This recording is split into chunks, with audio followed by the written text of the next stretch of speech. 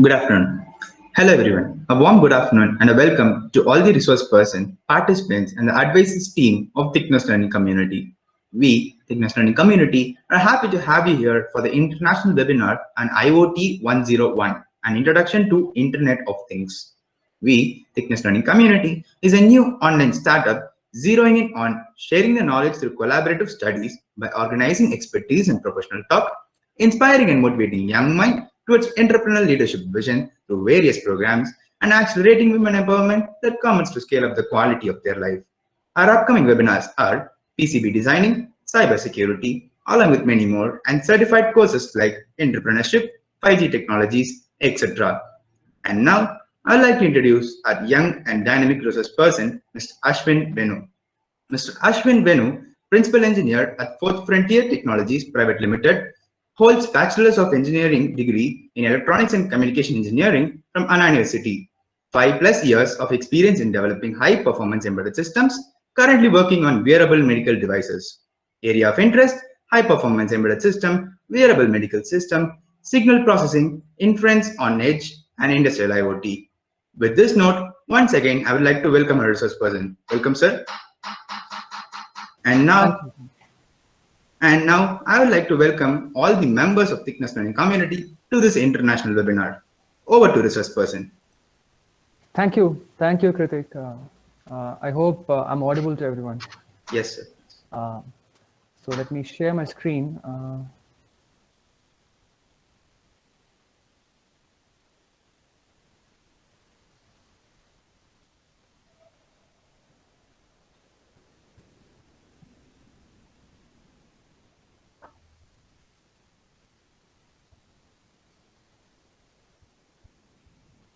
Hi all.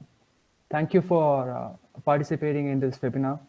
So today we will be discussing Internet of Things, some introduction to the Internet of Things.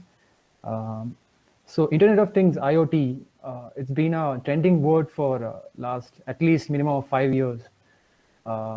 It's a cutting edge technology.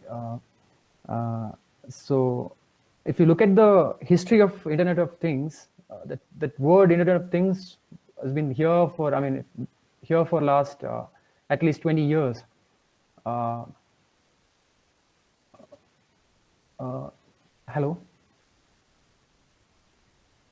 Yes, Hello? sir. Yes. Yes. Sir. Is it audible? Yes, sir. It is audible. Okay. Right. So the technology IoT has been actually been here for last 20 years. The first citation of that word IoT is actually in 1999 by Kevin Ashton. So he was actually an engineer who was working in RF technology field, and he cited this IoT, the term IoT. But the IoT got traction in the late 2010s because if you look at IoT, it's actually a combination of technologies. So earlier, internet is actually only been used for connecting computers. So the embedded systems and the small gadgets were not really powerful enough to actually communicate through internet. So it took around 10 years of maturity to start actually to the market actually. So after 2010, small IoT enabled devices start appearing in the market. So Google actually played a big role in that. And then Chinese government also promoted the growth of IoT. So around 2015, IoT actually started gaining much more maturity. And a lot of these big players in the embedded market is actually started investing a lot of money into the field of IoT. As I said, actually it's not really a new technology. So back in those days, the devices used to communicate to each other. Say you take any electronic gadgets, they communicate each other using a different communication protocols. So, but when internet actually get accessible for the embedded systems, like when the scale of that is actually high scale integration started happening, then smaller devices also got hands-on to the internet field. So So let's look at the definition of an actually Internet of Things. Like, what do you mean by things? So actually, a thing is an embedded device, or it can be any electronic gadgets which runs on a processor and it kind of performs a certain action. So, uh, so if you look at the wiki defines the Internet of Things, uh, Internet of Things as uh, the network of physical objects, which is basically the word things, that are embedded with the sensors, softwares, and other technologies for the purpose of connecting and enhancing the data with other devices and the system over the internet. So basically, you have an embedded system which acquires data and which has a processing capacity, which processes the data, manipulates the data, and push it into the cloud. When I mean cloud, which is basically a big computer sitting in the internet, I mean, connected to the internet. So let's look at the architecture of Internet of Things, IoT. So if you look, it's basically a very simple three-layer architecture. So you have node or edge devices, you have gateways, and you have a cloud, which is basically the internet infra. So if you look at the nodes are the first starting point of a IoT infrastructure. So it can be a sensor, it can be an actuator with some kind of a signal processing capacity or a data acquisition power.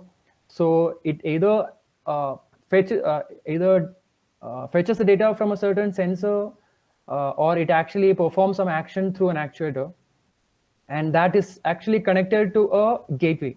So a gateway is nothing but some kind of a embedded device which is capable of pushing the data to the internet. So sensors, as we know that they're not really processing tool. So it actually samples the data from a certain, so it converts a physical parameter into digital signals. So that digital signals has to be transferred to a microcontroller or a microprocessor, and that will process the signal, and then that that data has to be transferred to the cloud. So the gateway actually performs that action, and then once the gateway has the data, it pushes the data over the cloud. So we have different cloud architectures available now. So we'll discuss that in detail in the coming slides. So let's look at each part one by one. So let's talk about IoT node. So as I said, it's the starting point of Internet of Things. So it basically samples or performs an action. So if you want to build an IoT node and some embedded device which has the capacity to communicate to the cloud, then there are certain points that you need to actually consider. So let's break that down into these points and see like what are those. So first we need to understand like what is the problem that you need to solve. What is the application? So you wanted to convert a certain electronic gadget into an IoT enabled device. So the question is like what is the problem that you're trying to solve? What kind of data that you're trying to push into the cloud and then make it as a connected device? Or what kind of action that you're going to perform according to the data which is being pulled from the cloud? So that is the first question. Understanding that problem, that's the first thing. Second is you can actually break down the problem into multiple parts. So the first thing is like, how is it IoT node getting the data or IoT node performing the action? So you have to select a particular sensor or an actuator which actually performs that, which actually like solves your problem. So third part is like what kind of processing that you gonna do on the node. So your node can be something just straightforward as like fetching the data and pushing it to the cloud, or it can be something like it fetches the data from the sensors, it do some kind of a processing, like it understands what needs to be done on the data, and then straight to the cloud. Or it can be something that it gets some data from the cloud, means like multiple connected devices. Say you have 100 nodes sitting all around the world, and each node actually wants to understand what is the status of the other nodes. So say node number 1 wants to know what is actually happening in the node number 2 and node number 3, which is sitting somewhere else in the world. So it needs to pull the data from the cloud and understands like, okay, this is what this is what is going on the other node. So I need to perform a certain kind of action. So you need to have certain kind of processing power.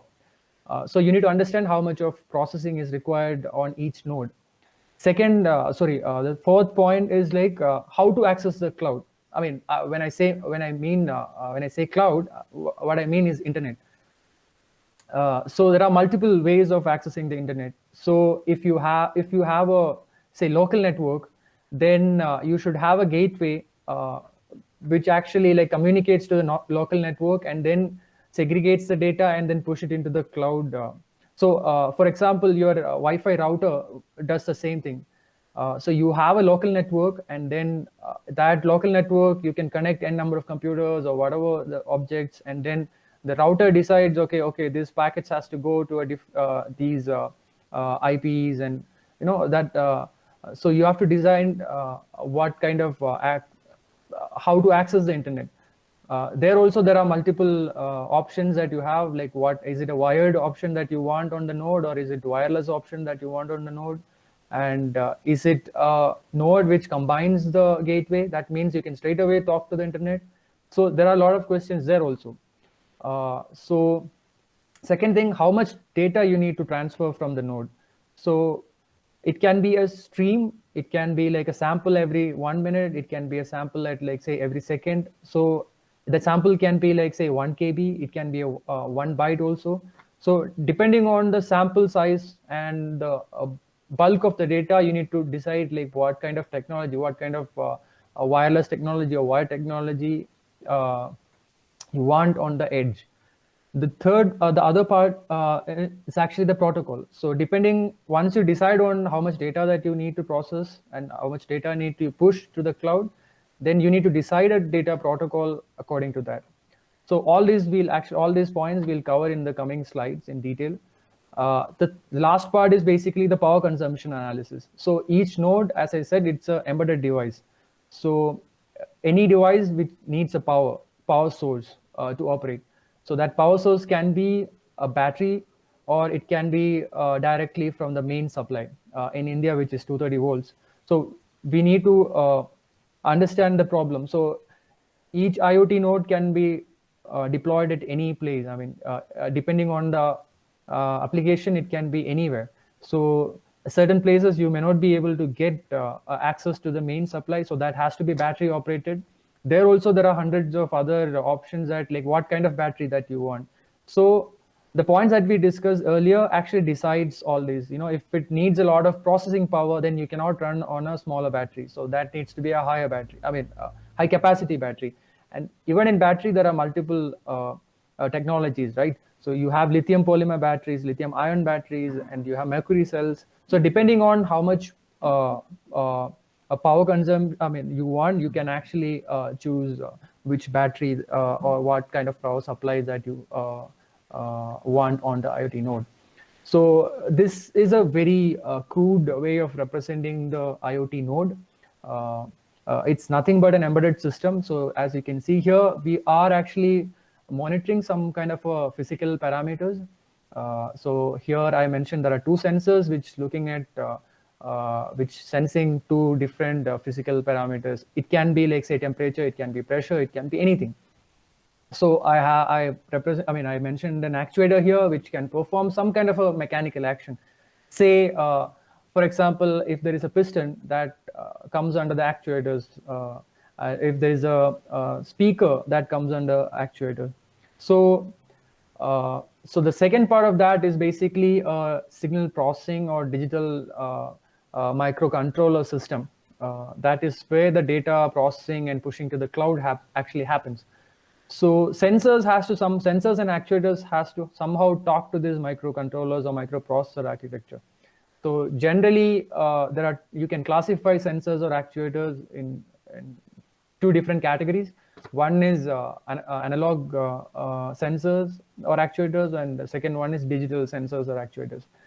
So depending on what mode of, is it an analog a sensor or digital sensor, you need to choose the peripherals that you need to have on a microcontroller or microprocessor to communicate to the sensor.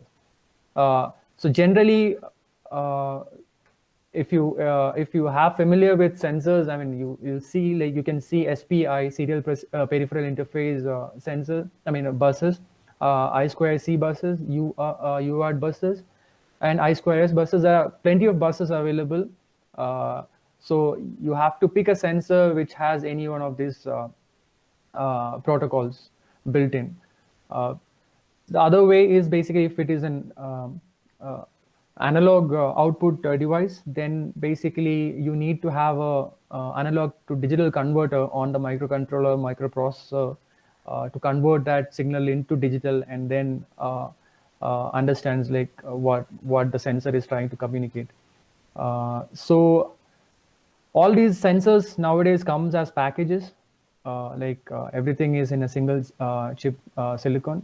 For example, if you are familiar with accelerometers, there's MEMS technology, MEMS technology, which actually embed all the accelerometer parts into a small single silicon wafer, and that communicates to the microcontroller or SPI or I2C or UART protocols. So when it comes to actuators can be analog and digital. So if it is digital, you can use any of these mentioned buses. If it is analog, it is basically the microprocessor or microcontroller has to provide an analog signal to the actuator. So that generally happens through a digital to analog converter. Excuse me. The DAC is a normal peripheral that it's a normal peripheral that you find in all the modern microcontrollers. You can also use pulse width modulation to control the voltage and provide information to the actuator. So if you look at the microprocessor, microcontroller architecture, so you'll see that it depends on what kind of processing that power that you need on the node. So there are multiple variations available in the market. If you want to do a certain kind of processing, you can actually opt for a core processor. And a final part is like the wireless module or wired module, which basically talks to the internet. We'll again discuss this in the coming slides. So let's look at the selection of sensors and actuators. So you have to, hello? Sir, is the slide changing? Because we can see only the first slide still. Oh, sorry. Actually, the slides are changing. One second.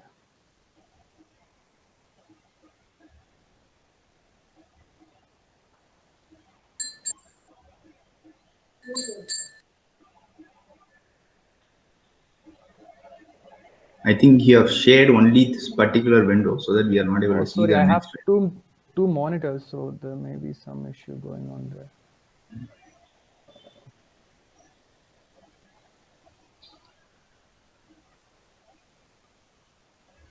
So can you see my slides now? Yeah. Is it visible? Yes, Okay.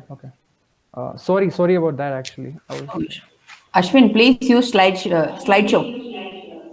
Slideshow, actually, it was in slideshow. For some reason, it wasn't getting shared. So is it okay if I do this? Yeah, sure. Please go ahead. Yeah. So we were talking about the selection of sensors and actuators. So if you look at the presentation here, the slide here, so we have to actually answer for these 5 questions to actually select a particular sensor or an actuator. So first question is like, what physical parameter are we really going to monitor? So it can be temperature, it can be pressure, it can be acceleration, it can be vibration. So first we need to understand what physical parameter that we need to measure. Second, even if you understand, okay, I need to monitor temperature, there are multiple technology involved in temperature monitoring. So second part comes like, what technology that I need to use. Third one is the accuracy.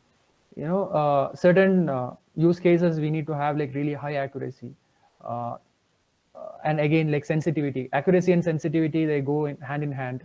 And the final one is the data rate. So how frequent do you want to acquire the data from that particular sensor? So these days, actually, because all sensors comes in packages, so they will come with a hard set of data rates.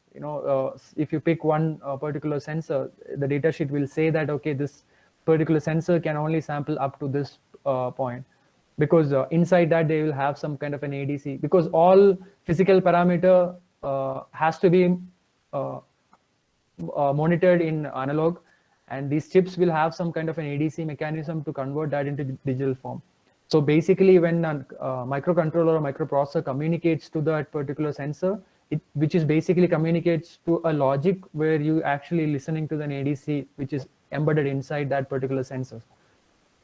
If you look at, for example, if you look at temperature, so there are two basic way of measuring temperature, right? I mean, you can place that temperature sensor on top of the where you want to measure the temperature. Either you can actually be in contact with that particular body, or you can be like, a safe distance away from the body. If it is really hot, say a few thousand degrees Celsius and all, it's not really a good idea to go somewhere near that and then monitor the temperature. So depending on the use cases, so industrial use cases, mostly non-contact temperature sensors are preferred because they go really high in temperature. So depending on the use case, you need to first understand what technology that you need to use on that particular scenario. Second, if you take contact based temperature sensors, we have multiple options, like thermocouples are there, RTDs are there, semiconductor based temperature sensors are there, thermistors are there. So there are multiple options. So depending, each will have kind of their own advantages and drawbacks. So depending on what problem that you want to solve, we have to pick the right one. In non-contact holes, there's infrared emission, irradiated emission based temperature sensors. So it really, what I'm trying to say is here is that depending on what parameter that you need to monitor, we need to select the right sensor. So if you look at the second, the microcontroller, the second block of the IoT node is basically a microcontroller or a microprocessor. So here also we have plenty of options available, because the development which has gone in the last 20 years or 15 years has been immense, and there are hundreds of market players, and there are thousands of options that that are available in the market right now. So basically, if you summarize that part, I mean the whole microcontroller processor part, so you have 8 and 16-bit architecture, and you have a much more powerful 32-bit architecture. So in 8 and 16-bit architecture, if your node is so tiny and you don't really have a big battery resources, you have to run in a low power mode, and there's not really much data that you need to process. It's more like a data acquisition device in a very the latency is very high. Then you can go for a 8-bit architecture. So examples of 8-bit and 16-bit architectures are PIC microcontrollers and AVIO microcontrollers. AVIO microcontrollers now, it used to be in Atmel microcontrollers. Now they got acquired by Microchip. So basically PIC and AVIO comes from the same vendors nowadays. So if you look at the 32-bit architecture, which is more preferred in these days, because you really, I mean, 8 and 16-bit is going outdated unless if you have a specific purpose for that. So let's look a little more deep into the 32-bit architecture. So the most widely used 32-bit architecture is ARM architecture. It is actually from Advanced RISC Machine. So in ARM, again, like you have multiple options. So depending on the number of logic that embedded in that. You can actually classify the ARM microcontrollers into multiple sections. There are M0s, Cortex M0s, Cortex M1, M3, M4, M7, M23, M33. So these are basically the implementation of the ARM32 thumb to microcontroller architecture. ARM also has microprocessor architectures, which will be generally in Cortex A series. If you're familiar with the ARM architectures, you can actually check out ARM 52, ARM 72. Like there are other ARM processor architectures as well. So the other 32-bit architectures are AVR. AVR also, Atmel also has 32-bit architecture. PIC also has 32-bit architecture. Then there's another interesting player in this market is Extensa. This actually been the most popular IoT chip that I know. The cheapest and the most popular is one of the board is like ESP32 and ESP8266. So they use this Extensa architecture. This is actually from a company called Tensilica. So Tensilica manufactures Extensa. Tensilica owns the IP of Extensa architecture. So Espressif, the company who manufactures ESP32 and 8266, use that IP to manufacture microcontrollers. So just to give an idea, like ARM is actually an architecture. So they sell the IPs. They don't really manufacture microcontroller. So what they do is they give ARM Cortex licenses, IP licenses to the microcontroller vendors. Who manufacture microcontrollers. So the big players in the microcontroller market is basically Texas Instruments, NXP, Microchip, Silicon Labs, Nordic. These are there are n numbers. Even if someone wants to develop their own controller, they can actually start using. I think Cortex M1. I guess it is the source is out in public, so people can use and prototype using that M1. So this classification M0, M1, M3 is all depending on like what kind of processing requirements that you have. So from the top, M0 is the lowest power consuming with lowest processing capacity. M1 is slightly better than that. M3 is again slightly better. M4, when it comes to M4, it is more powerful, and it also comes with optional floating point capacity. M7 is like much more powerful than M4 and other series, and again it comes with additional floating point supports and all.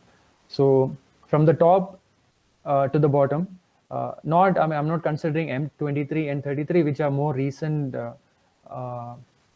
microcontroller architectures. So if you look at till M7, the processing power increases on that order, and also power consumption increases in the same order. So M0 is the least power consuming, M7 is the most power consuming, and clock speed also increases. M0 say clocks up to a certain say tens of megahertz. M7 can clock up to hundreds of megahertz. So you get more you can actually throttle it at higher speed. So there's one more player which is like blooming in this industry, which is RISC-V. So I personally is really looking forward for those architecture, because it's an open source architecture. All the above mentioned ones are proprietary architectures. So the advantage of RISC-V architecture is it is completely open source. If someone wants to implement their own microcontrollers, and if they have a specific requirement, they can use RISC-V IP and generate their own microprocessors. So if you know, there's IIT Madras, people have been developing indigenous microcontroller. It's called Shakti project. So they successfully fabricated ICs and they tested it. So a lot of development happening in that RISC-V field.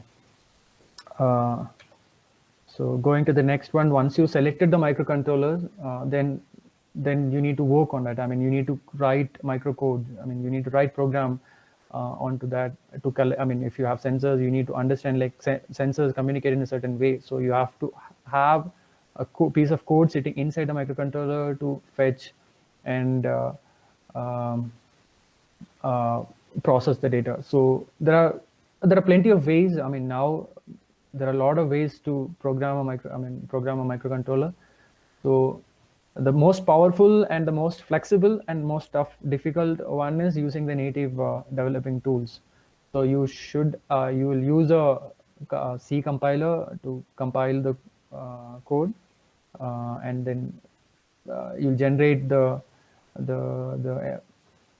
executables using binutils, and then you can use GDB to debug the code. So some of the microcontroller vendors, I mean, what they do is they take GCC, this is a GNU compiler kit. So they modify the GNU compilers for that particular architecture, and then they will release it as an open source tool. And there are other microcontroller vendors. What they do is they make their custom custom compilers, and then they will either give it for free or they will actually charge a premium on that. There are also like third parties which provide compilers, so you can use that as well. But in my personal opinion, GCC has actually been like really mature to be used in any production environment. But you have to be a little careful with dealing with the versions of GCC or a particular architecture that you are using. So the other option for the beginners would be Arduino. I think most of you might have heard about this particular what do you call development tool, Arduino. So Arduino, what they do is they take some microcontroller. It started with Arduino Uno. So they write a bootloader so that and then they made a wrapper on top of all these native bare metal development tools. Then where you write the code is actually much more simplified place. I mean, there's an IDE that they provide, so you write the code there, which is a more straightforward and very easy to understand C++ style coding.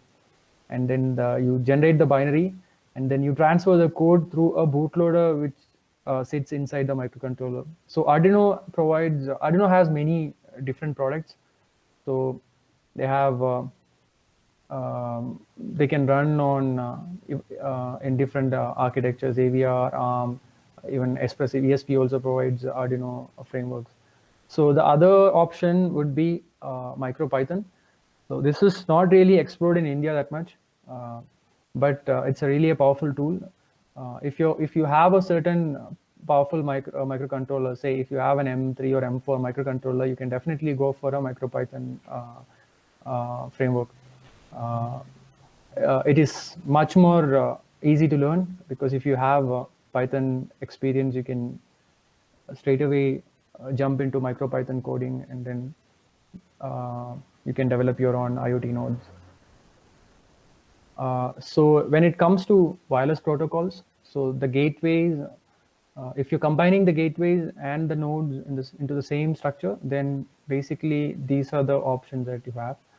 So Wi-Fi, I mean, which is basically according to IEEE, it's 802.11b, G, and AC. I mean, there are multiple versions available. So you get modules.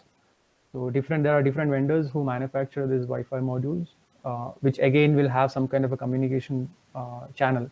Probably that will be a SPI lines or a UART line. And the other option is Ethernet. Ethernet is much more sophisticated than Wi-Fi. So you will not generally see Ethernet availability on a microcontroller, but there are microcontrollers from TI which has Ethernet. TI and ST, they have Ethernet on the microcontrollers, but it's not really common. The other option is a general mobile network module. So you can either use 2G, 3G, 4G, LTE, or NB-IoT, narrowband IoT modules available in the market. So again, here it comes as a module, like that means it comes as a different package. So there will be some kind of a communication channel available to talk to this particular module. So this is if you consider node and gateway in the same frame. If you want your gateway as a separate device, and then you have a lot of nodes sitting in a single local network, then either you can use Bluetooth LE, Zigbee, Z-Wave, Thread. There are many options available here, and you can even do your custom wireless protocols as well. So companies like Silicon Labs, they have their EFR series microcontrollers, which can actually work. Which you can develop your own third-party protocols. So the famous ones are basically like Bluetooth and Zigbee. So both actually work on a 2.4 gigahertz range. Zigbee actually work on 900 megahertz and 868 megahertz as well. Bluetooth. Even in Bluetooth, there's classic Bluetooth and low energy. So we are talking about low energy Bluetooth, which is version 4 and above. So right now there are Bluetooth 5 versions available, which has much more higher data rate and extended range. So Bluetooth can communicate up to maybe 50 meters to 100 meters in range.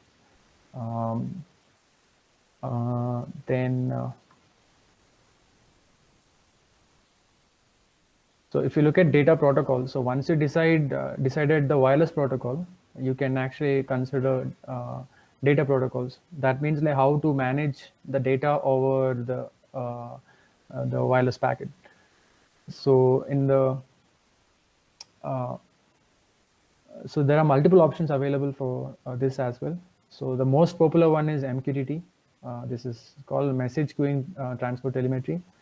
So the reason why most of the IoT nodes and gateways prefer this is because it's so lightweight. Then overhead. So basically, any data protocol will have some kind of an overhead. The overhead basically is, describes, what is a packet about, what are the metadata available in that packet to understand like what kind of packet it is.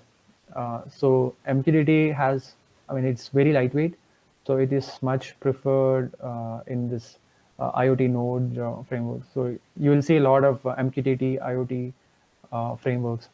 And the other option is the WebSockets. So this is slightly different from the normal HTTP sockets that we see.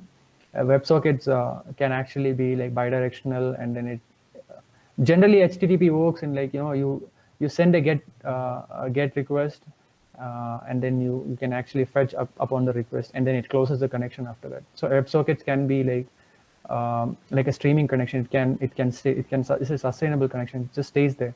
So if you say, for example, if you want to stream some kind of information from your IoT node, then you can use WebSockets so that the server, whoever you're talking to, the server has to manage that the socket, and it listens to the socket all the time. So there are other protocols like XMPP and then AMQP. So AMQP is interesting because so it actually takes the advantages of MQTT and HTTP and then combine. So you can use publish subscribe module method. MQTT works in that way. You can publish to a particular topic, and you can subscribe from a particular topic. AMQP actually has that, and additional to that, it can also act like a HTTP kind of protocol, so that you can actually send a GET request and then fetch the data from the server upon your use. So now, if you look at the cloud architecture, so there are two ways of hosting setting up the cloud. The one option is like you can independently host your own infrastructure. That means like you have to set up everything from scratch. Like you get an operating system. Like basically you have your own computer, and then you write your code to listens, which can listen to a particular socket, and then basically you have to maintain the whole the infrastructure in this. Second one is like there are a lot of big players in this IoT market who has all the infrastructure available. So Amazon is like one of the biggest ones, and Google has their own IoT. IBM has IoT infra. Azure has Microsoft Azure also has IoT infrastructure. So if the second diagram that I've given here, so you can see like a lot of IoT devices, which basically is the things in the IoT, Internet of Things. The embedded devices, which serves different purposes, which either sampling some data, something gets connected to the AWS or any IoT framework that pushes the data through any one of the data protocols that we are discussed. And then inside so this is where it comes. So if if you're using a third-party tool, this is where it's come handy. So services that they provide, so you can actually combine their services with in IoT infrastructure. Say if you have some kind of a processing that you need to do, then you can actually use their Lambda function. I mean, Amazon provides Lambda functions. That means you can write code, and then for a particular stream of data, it executes that.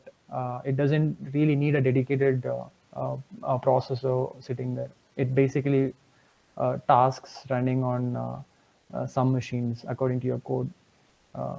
And then you can use databases. You can use, for example, one of the cheapest storage facility available in Amazon is S3 buckets.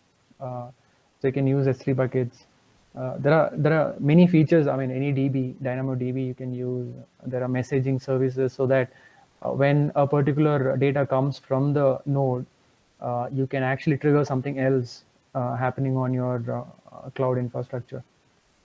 This is little more. I mean, I've broken down into a little more detail here in this slide. So see, like you have an ESP32 microcontroller pushing something to the cloud through MQTT. So Amazon actually right now supports MQTT, HTTP, and WebSockets. So you can actually transfer the data in any of these three data protocols through, and then that goes into the IoT, Amazon IoT broker, and that IoT core actually handles the data, and then there you can actually like have rules and Lambda functions set up, trigger Lambda functions to process the data, and then you can actually even communicate that with other processes are running in your cloud machines. So I would like to actually demonstrate one simple program. I hope you can see my. So I have Arduino board lying here. Kritik, my Arduino ID is visible? No, sir, it's not. Okay, 1 second.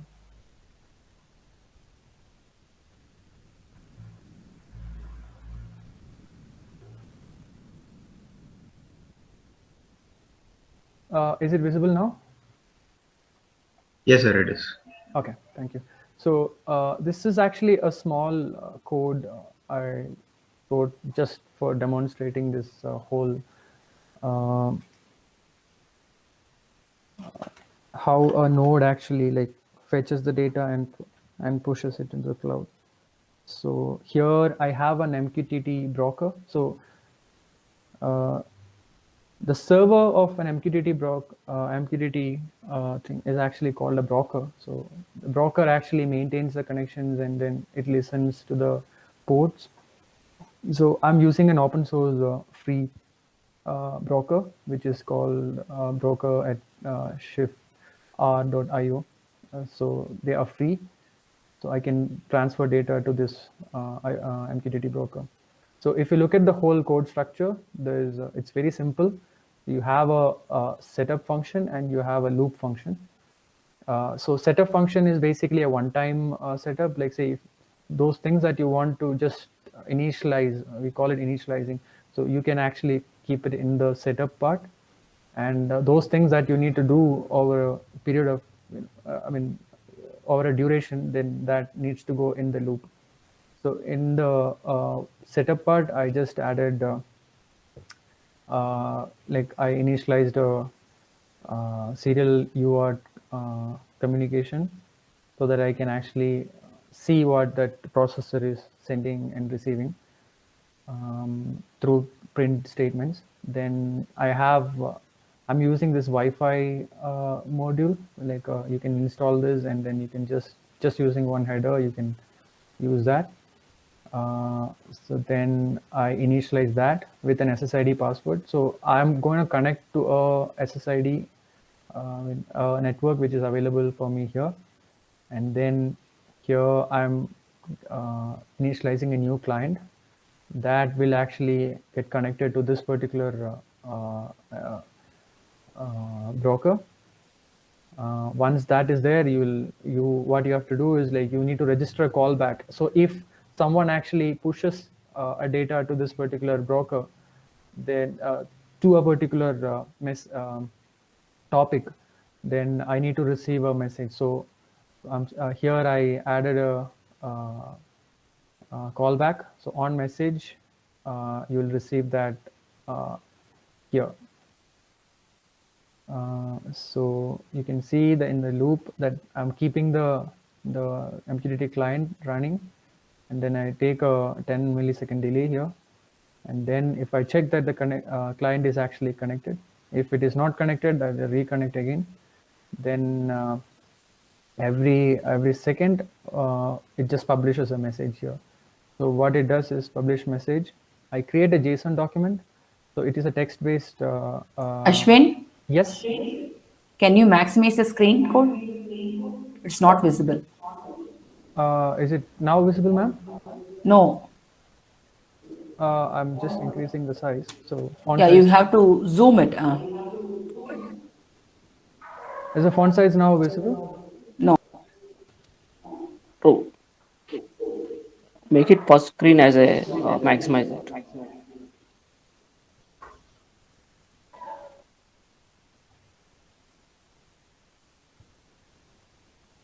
Is it visible now, ma'am? No. Okay.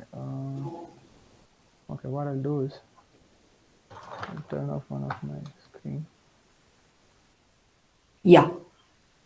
This is better, right? Yeah, better. Better. So in the loop, what I'm doing here is every second I'm trying to publish a message. So in MQTT, you can send a text as a payload. So here I'm actually initializing a JSON object. It is the easiest way for way of representing text-based data. So I created time and some sensor reading. I'm reading the analog pin number 0. And then I'm serializing it in JSON structure and then pushing it into the particular topic that I defined here. So we'll have a topic called demo. So MQTT works on topics. So the node can either subscribe or publish to a particular topic, and those who are all subscribed to that particular topic can actually see what is getting published to that particular topic. So I have a ESP32 board, which is something like this. I have that connected to my computer. I think you have the. So this is how it looks. So I need to compile this. So just by clicking here, it just compiles the code.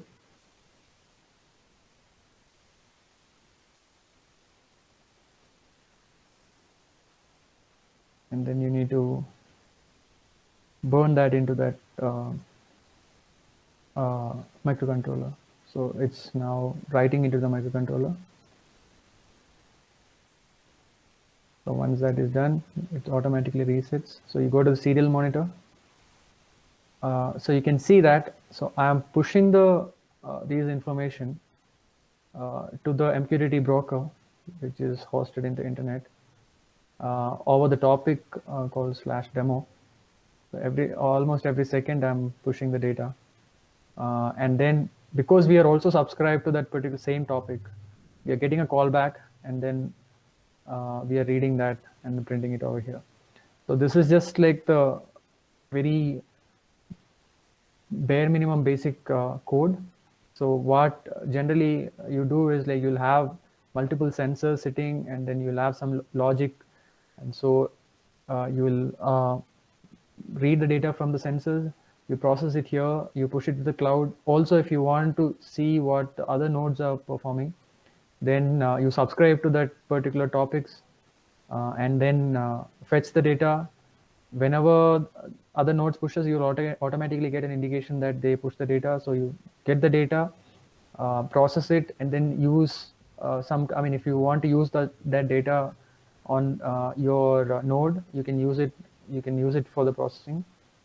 Um, that is pretty much here for this particular small demo. And then so the trends on AI is basically trends on IoT is basically AI on edge, ML AI on edge. So the nodes can be like really powerful because nowadays we are getting like very high performance, very powerful embedded devices. So it can be powerful microprocessor which has like GBs of RAM, and which still runs on few watts of power.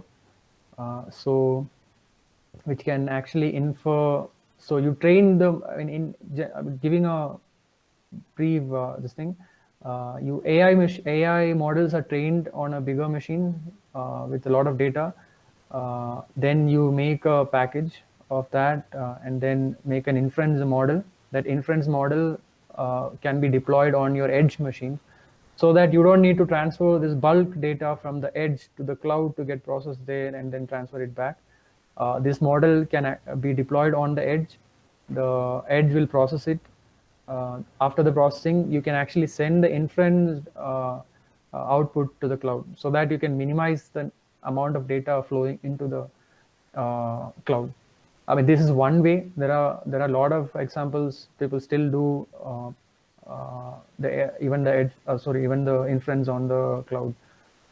But the industry is going forward in this direction, like doing the edge ML and AI on the edge. So the other one is like on medical IoT devices.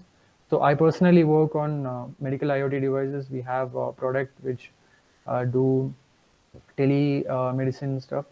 It's actually the future, because right now this pandemic situation, we are realizing how much useful a connected network of medical devices are. A lot of hospitals are actually implementing this telemedicine stuff. And then other application is again agriculture. So like medical, agriculture is also like highly influenced by this connected devices in this time of pandemic. You can control pretty much everything over the internet through IoT enabled devices. And then connected devices, all the devices are now getting smart. So the word smart actually somehow means that now it also has some IoT feature, because data is constantly getting pushed to the cloud and processed and inferred on the edge, or maybe in the cloud. So smart vehicles are again another big area. And then industrial automation is another big area where IoT can do a lot of things, because asset management is one of the key area in the industrial automation. So any of your assets, it can be a motors, it can be like anything, getting monitored on the cloud. So this is just an introduction. Like I haven't really gone to the depths of the IoT, because IoT itself is actually a combination of multiple technologies. So you can break it down into multiple technologies. Say if you want to talk about the edge, it's basically what we are talking about is embedded systems. So if you go to the cloud, we are talking about the whole cloud infrastructure, processing, signal processing is there. You can even talk about ML, AI on edge. So IoT is it's a combination of a lot of technologies coming together to solve certain problems that we have in the industry. So thank you all for being in this webinar. I hope you had some kind of an idea. If you have any questions on IoT or setting up an IoT node or infra, just shoot it. Yes. So participants, if you have any queries, do turn on your mic and ask it.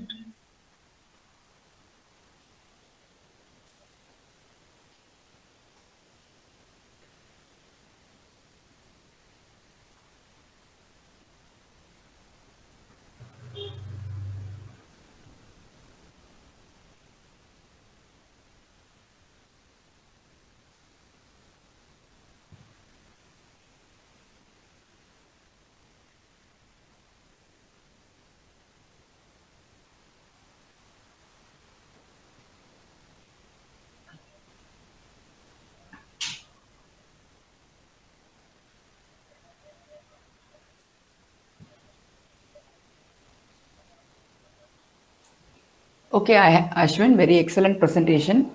Thank you. I have one question. Can you Sure. explain any one emerging medical application? So medical applications, so one is basically this telemedicine. So for example, so I have currently the company that I'm working on, so we are monitoring the cardiac parameters of a patient over IoT actually. So maybe I'll do a small demonstration for that. You will understand like,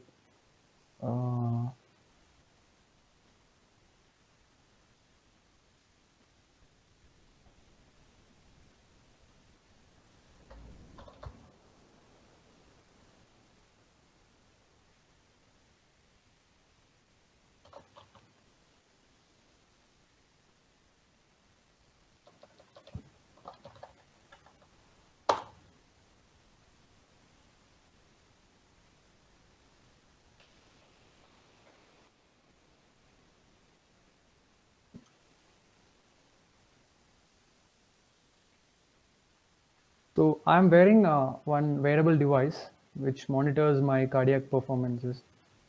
And then at the same time, I'm also recording my ECG. So you can see, I hope that you can see my screen. So Yes. this is basically what happens is I am wearing a device which keeps on sampling my ECG, buffers it and push it into the cloud through a mobile phone. So here the gateway is the mobile phone, and edge node device is basically the device that I'm wearing. So the device that I'm wearing communicates to the phone through Bluetooth Low Energy. It from the phone, it pushes the data to the cloud using Wi-Fi or mobile data. So what actually happens here is, say, suppose I'm a patient who's sitting in, say, a remote village, and there's no direct access to the like some super specialty hospital. If you're feeling a cardiac issue, then what actually happens here is like you can share this link with your doctor. He can be anywhere in the world. If there is an internet connection, then he can see your live ECG and understand what problem is going on. So this is just one example. Like this, any medical stuff can be monitored over internet. So IoT plays a big role because since the pandemic situation, like the patient has to be monitored remotely, because getting access to the hospitals are very restricted these days. So it really helps the patients. Mr. Ashwin, I have a question. Sure. Go ahead. So, what do you think about the security of all these devices? Okay. IoT. So that is one part that I didn't mention on the slides. So generally, so so edge devices talks to the cloud. That whole link will be secure. I mean, generally we use the SSL, TLS technology. So any packet which goes, the channel will be encrypted, and also you have to keep the data also encrypted. So that means if someone, a man-in-the-middle attack happens, and if they exploit any of this vulnerability in the packets, then if your data is actually encrypted, then they cannot actually retrieve the signal from that particular the data. So that is one way of encrypting. There are multiple ways of encrypting. The encryption has to be there on edge, on the channel, and on the place where you actually store. So there are a lot of regulations. If you want to sell your device in US or in Europe, then you has to actually undergo like a lot of regulations. I mean, they will have like a very strict. So you, for example, for you talk about medical data, you cannot you cannot store the data in like personalized way. I mean, the data should not lead any hint that whose data was that.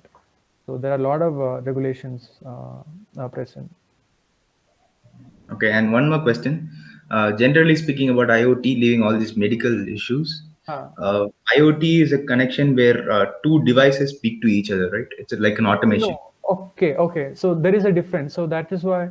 So M2. So when a device speak to device, it just becomes M2M. So this is a connected. See, when you talk about internet, say before 2010, internet used to be for communicating computers, right? I mean, computers connected in a network, right? So now what actually happens is devices also enters into that. That means you get access to multiple devices or multiple resources. It's not just one device talking to the other device. So M2 machine-to-machine communication was there for last 30 years. So where IoT comes stand out is you get the whole internet access. The small edge device is actually getting access of internet so that it can actually communicate with any other node. It doesn't matter like what kind of node it is. It can be a human being also. Right. So participants, do we have any other questions? You can also post a question in the chat box.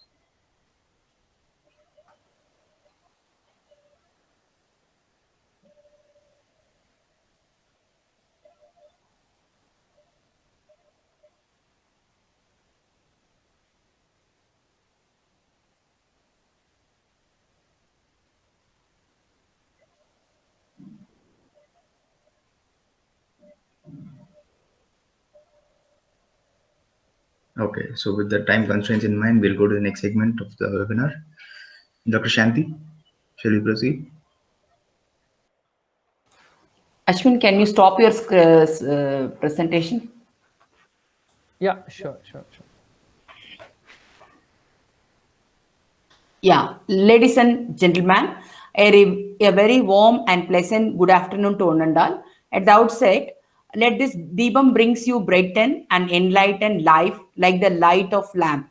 Wish you all happy Kartike Deepam. It gives me an immense pleasure to propose the vote of thanks for this wonderful occasion, a webinar on International Webinar on IoT 101, an introduction of Internet of Things. I would like to thank today's very young and dynamic active resource person, Mr. Ashwin Venu, Principal Engineer, Research and Development, 4th Frontier Technologies Private Limited, Bangalore, who honored this program despite his busy schedule, has found time to grace us with his wonderful lecture. Thank you very much, Ashwin. Thank you, ma'am. It's my pleasure. Yes. I also express my sincere gratitude to Thickness Learning Community young and dynamic founder, Mr. Kritik Raja, for his backing and arrangement to make this webinar grand success. I am also very grateful to Thickness Learning Community members, Dr. R. Dhanasekaran, Mr. Bhaskar, and Pranesh for their encouragement, valuable contribution, and wonderful support. We have received more than 100+ registrations from various states of India and different parts of the world. Last but not the least, I would like to thank all Thickness Learning community, beloved participants from various states of India and international participants also for showing their interest in this webinar, for making this event as a resounding success. Thickness Learning community upcoming webinars are mobile app development, cyber security, Python programming, ethical hacking and cyber security, and data sciences, etc. Once again, I thank and all present here. Thank you very much.